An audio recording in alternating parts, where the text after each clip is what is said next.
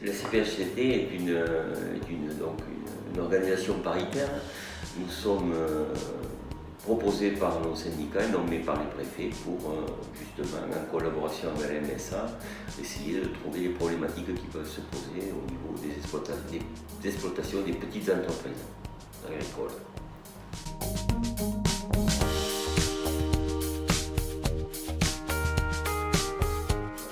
C'est les entreprises qui doivent faire appel à nous pour justement engendrer cette démarche.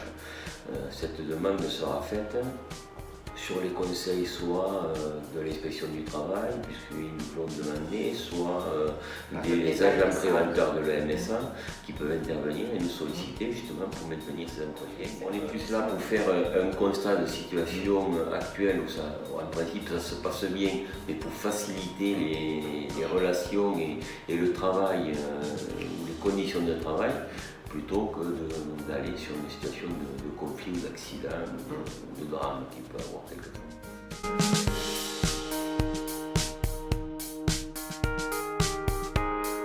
Donc pour essayer d'améliorer les conditions de travail ou la problématique, eh bien, en fait, on est amené à nous noter de notre côté, au fur et à mesure de l'entretien, les différentes choses qu'ils peuvent nous dire et qui peut mener après à sujet d'évolution. Dans une entreprise où, en principe, tout va bien, il n'y a jamais de problème.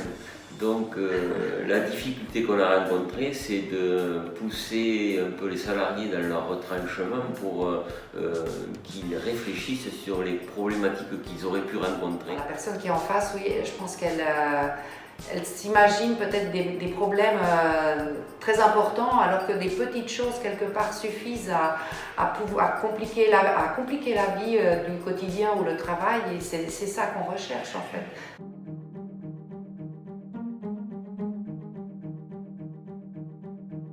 Voilà, il ne faut pas que ce soit lié à une personne physique directe. C'est plus par rapport à une situation de travail ou voilà, c'est pas une personne qui nous pose problème et avec qui on aurait une mésentente ou un grief. C'est vraiment une problématique et qui peut être aussi partagée par plusieurs personnes. C'est pas que au niveau individuel, le salarié qui dit moi je me sens, ça va pas à ce niveau-là. C'est vraiment important ça.